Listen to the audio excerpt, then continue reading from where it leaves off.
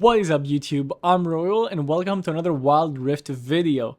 For today I have a very special video. I was actually just browsing Chinese videos and I came across Long, Nova Long. Many of you know him as the best jungler in the world, best Wild Rift player in the world. He's very popular in China, probably the most popular Wild Rift player in the world. He made a video of his 7 best junglers right now, going over their builds and their runes. So in this video, I'm going to review those 7 champions, review the builds and review the runes, so you guys can use them in your games and dominate in the jungle just like Long.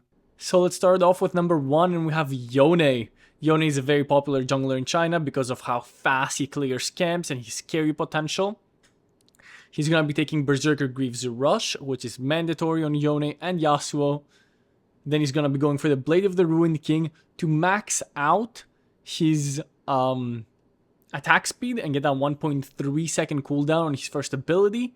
Then he'll be taking the nerfed Bloodthirster. I guess he still thinks that it's a very good item in patch 4.4b.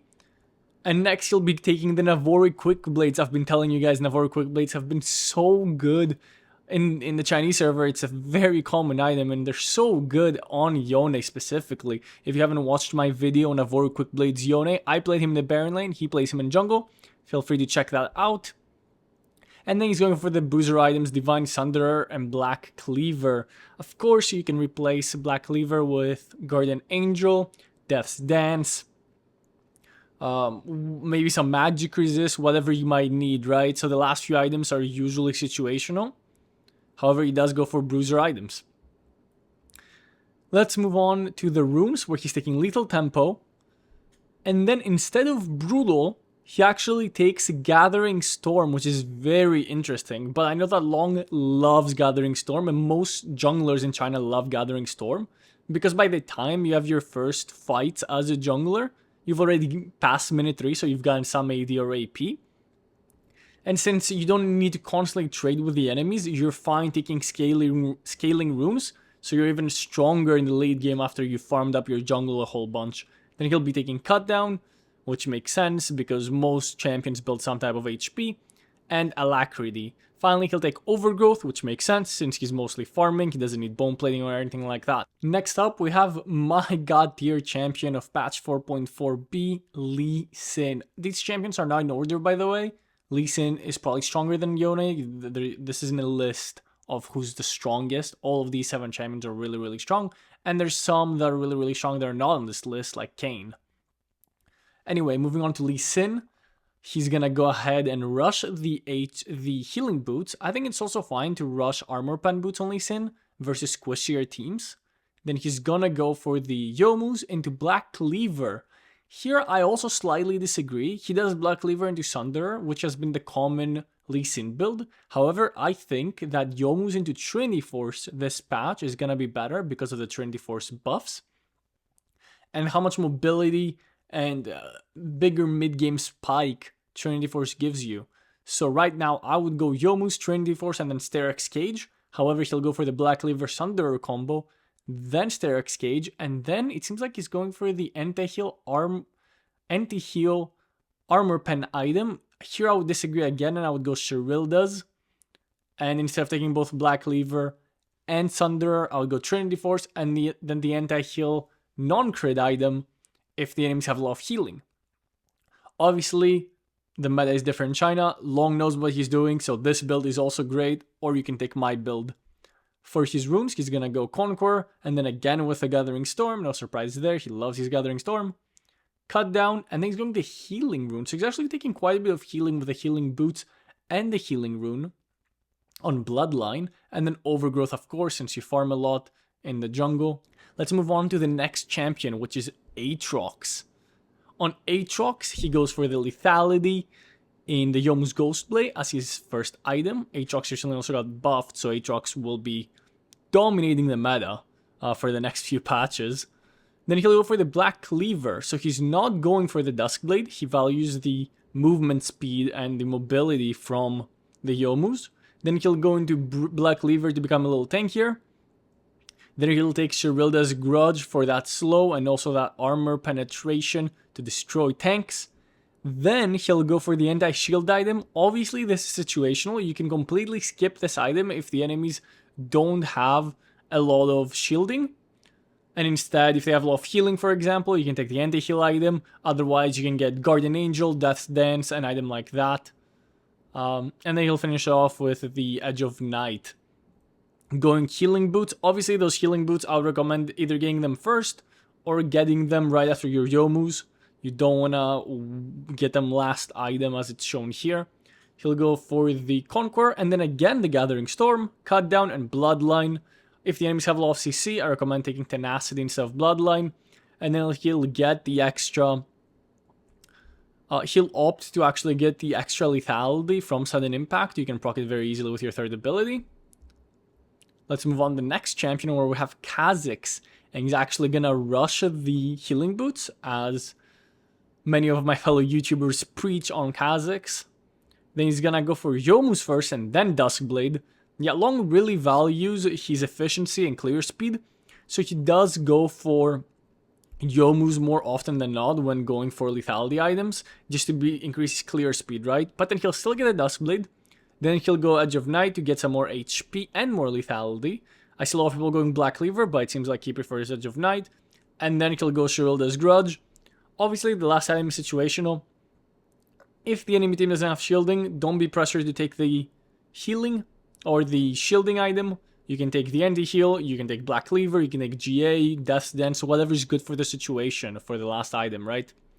For his upgrades, he doesn't have them here, but I know that he does his first upgrade first, then his third ability, and then his second ability. So first, third, second. Sometimes I've seen Khazix players get the second ability on the second upgrade, which I think is also fine depending on the playstyle and the situation.